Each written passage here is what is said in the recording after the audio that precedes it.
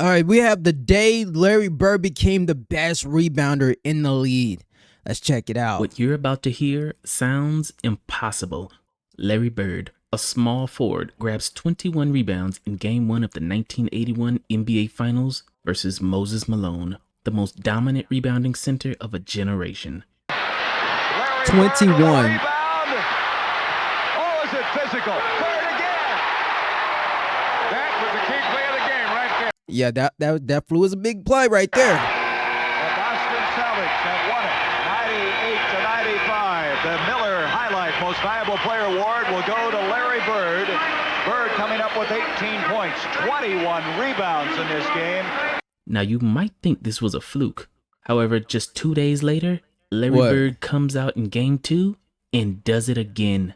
Grabs another 21 rebounds on top of 19 points and 5 steals. And somewhere in the middle of all that, pulls off a sequence so special that it was almost better than his left-handed putback layup in Game 1 that Red Auerbach called the greatest play he'd ever seen. 47-41, very good point. Henderson broke it. Look at the hustle. Larry Bird with a steal.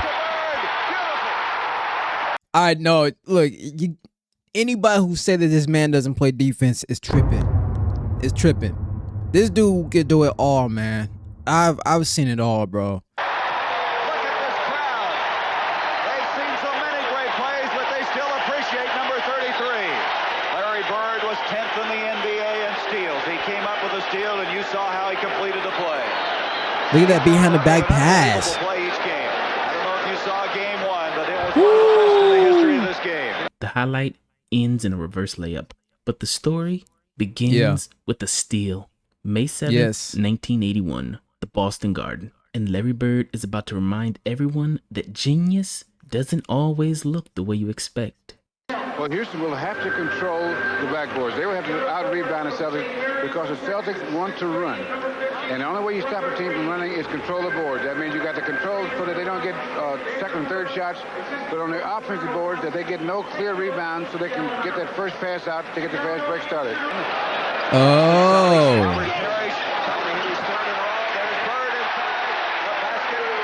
Yep. He's had possession in the entire series inside. Well, he snuck inside Robert Reed that time, had the beautiful position, and he's really been something on the boards. I have to say that. He got inside, found his way, finessed inside, worked his way in there on the offensive rebound, and got it over these guys, man. The hustle. And he's not even a center, bro. He's a small forward. He's had possession in the entire series inside. Look at that. Stuck inside Robert Reed that time, had the beautiful position, and he's really been something on the boards. I have to say that. He's really surprised and impressed me with his rebounding this whole season. Yeah. I think tempo is probably important in both ball clubs. Houston would like to stay in a half-court game a little bit more than most clubs, and we'd like to run a little bit more than most clubs. But often the team that wins is the team that can do well with their weaknesses, not necessarily their strengths. Uh-oh. Here we go. He had 21 rebounds in the first game. On to Archibald. Archibald who can penetrate. Oh, my God, bro.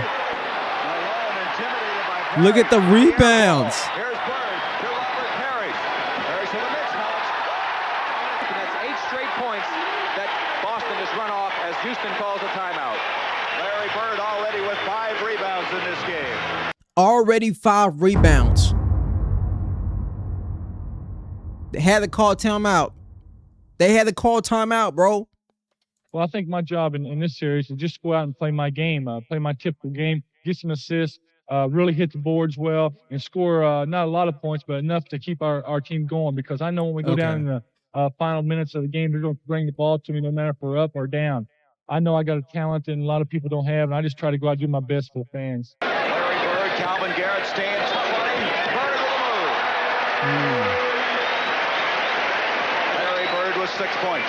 And this is also explains, because people will argue that, well, Boston Celtics wouldn't be as they are without Larry Bird. Well, Larry Bird just shows you that he could just focus on being rebound, and the team can and score enough points to where it keeps the team going. Where the team can, do its duty and score enough points for them to win. Now, I have to give shout out to Larry Bird with the rebounds, because those, especially on the offensive side, it makes a huge difference. But again, they all can be able to fulfill each spots that they need to do. And Larry Bird he at that time, that his mission, his assignment was crash them boards and get those rebounds to give more opportunities. And 21 rebounds is freaking impressive, while still getting like 19 points in 2 games. In each game of those 2 games, it's very impressive to do it twice. 4 seconds. 3-pointer by Ford. Bird followed. Bird and Roby were there. I don't know who they're going to give it to, but it will count. Both men were up. Follow tipping on that play. The basket will count. It's a 4-point lead after the first 12 minutes of play. They go to the board real well. They get out and run. We got to stop their running game. We got to play tough defense, and we got to be tough man when we got to play against the Boston Celtics. Midway through the second quarter, as Houston tries to set up a play, nothing fancy, just a safe pass in the post to calm things down, Bird reads it immediately. He steps in, takes the ball clean, and as Bird starts the fast break, he flicks the ball behind his back to Gerald Henderson with no hesitation. The Garden is already going crazy because that pass alone is highlight reel material. Behind the back in transition, threaded between 2 defenders, dropped perfectly in Henderson's hands. Bird keeps running, circles back into the play, gets the ball back, and slides under the rim for the reverse finish with the left hand. Now, you gotta see this. You gotta see it from this perspective. They're going in full speed. He's slowing this down so we can process how great this play is. But they're going in full speed, right? Time they go from one side to the other, it's probably 3.5 seconds that they're getting to the other side of the court, right? They're going in full speed. To process the passes, the decision making, 3.5 seconds to 4 seconds doing that. And then scoring and not missing that layup with the opposite side finishing. It's incredible. Crowd loses its mind. 47-41. Very good point. Henderson broke it up. There's Bird again. Larry Bird with a steal.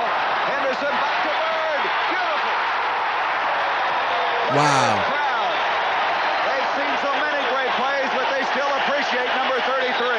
Look at it right here. He anticipates beautifully. Steals the ball from Paul, keeps it alive, makes this pass to Henderson behind the back. Now look at Henderson. He draws the defense. A beautiful bounce pass. Bird has trouble with the ball. Finally gets it back and makes a reverse left-handed layup. Super my gosh. Larry Bird never looked like a lockdown defender. That's why people underestimate exactly what he was. But that Facts. Let me let him finish. Entire sequence started on defense. It always did with Bird. He didn't erase shots at the rim. He erased options. He took away your first read, he disrupted timing, and he jumped passing lanes, turning defense into instant offense. Right now they're running again, Bill. Henderson on the ball. Larry Bird finished game 2 with 5 steals. That number doesn't happen by accident. It happens because someone understands timing better than the person with the ball. And attention to details, timing, to being intentional, right? Reading the defense, very good awareness. Guys, if you guys are really enjoying this so far, please hit that like button. You might not think it helps, but it definitely helps. I want to keep the legacy of the Boston Celtics, Larry Bird, and other legends that I do reactions to.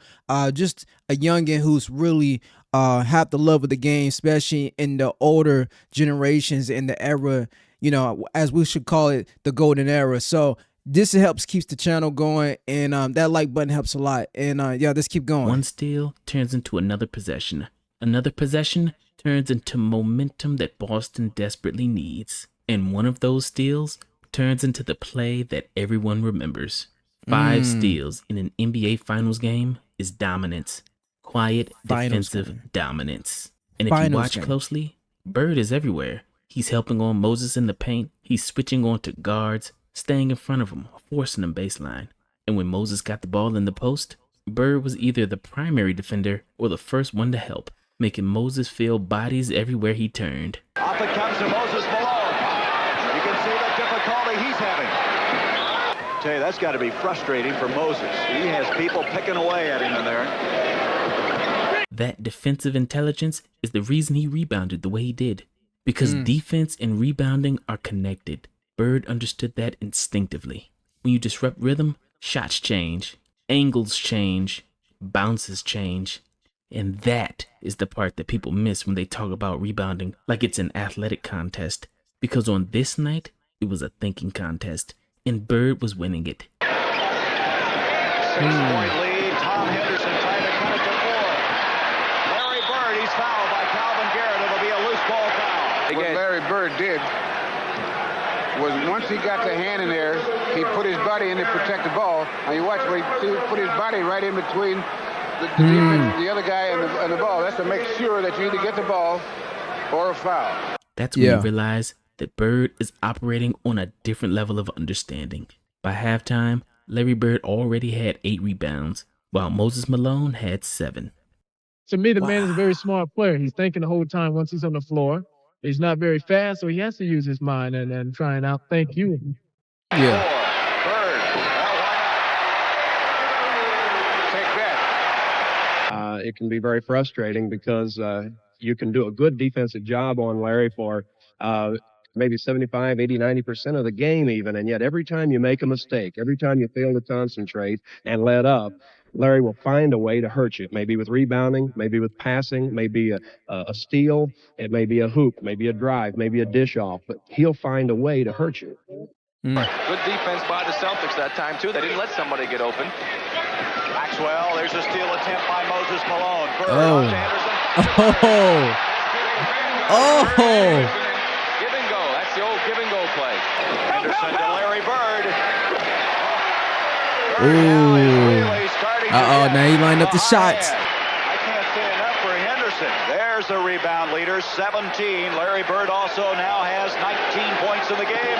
In the second half, the Rockets were getting frustrated. Their entire defensive strategy was built around limiting Boston's transition game. Bird, Robert Reed. He needs that confidence builder. That's not going to help him. That's too far out on that shot.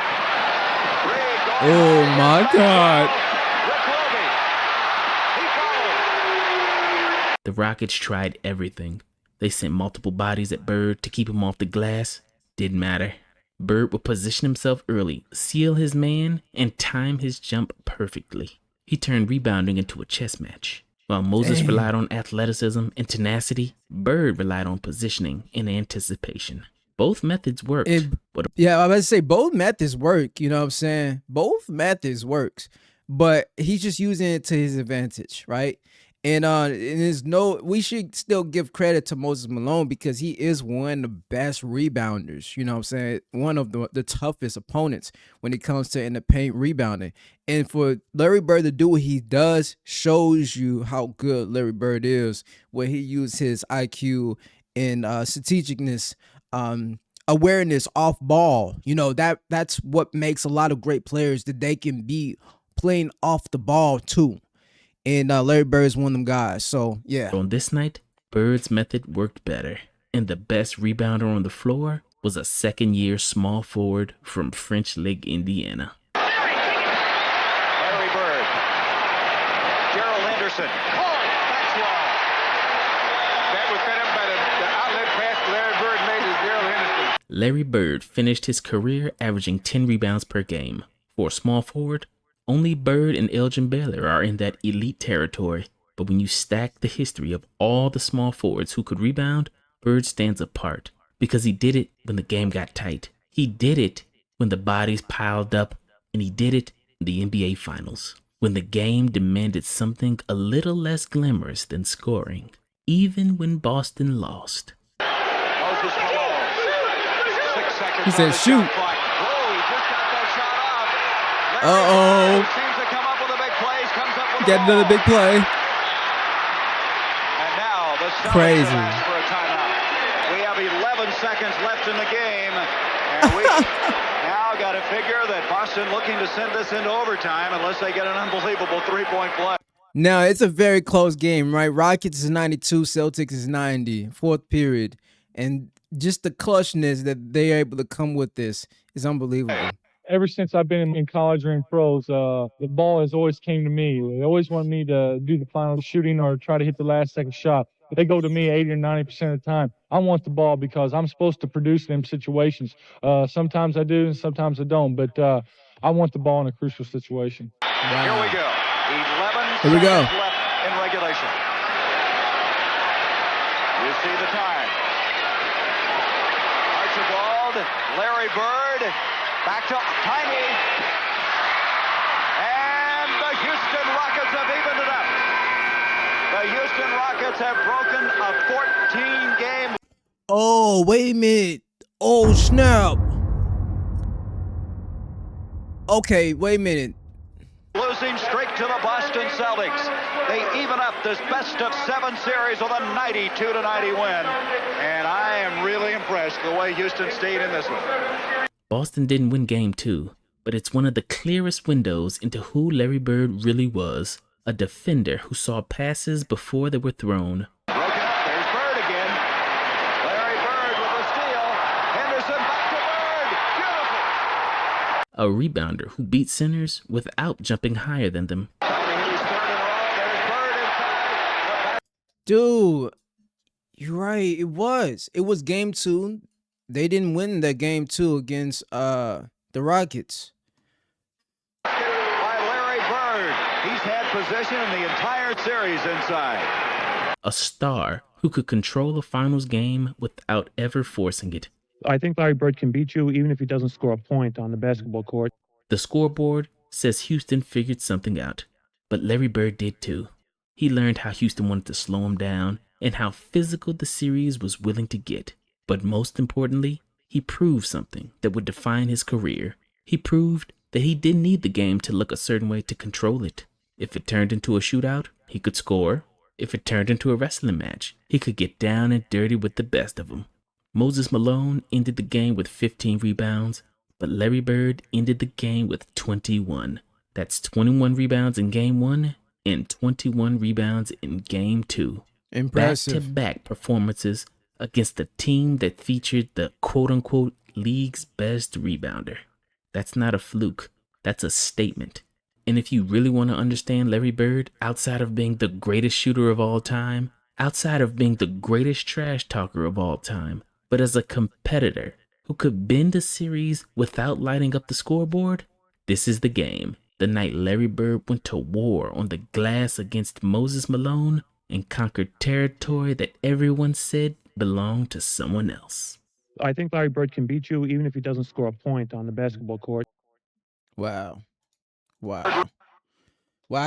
Anyways, that was a very good. I didn't know that. I didn't know he got 21 rebounds in both Game 1 and 2 in a finals game against Rockets. I didn't know that. That was a very cool info. You know what I'm saying? It shows me how very rounded that this guy is all around as far as skill sets that he can display value-wise on the floor. If you guys enjoyed, man, give it a thumbs up. If you stay all the way to the end and you're new to the channel or you've been watching and haven't hit the subscribe button, hit the subscribe button. We got more to come. See you on the next one. Peace.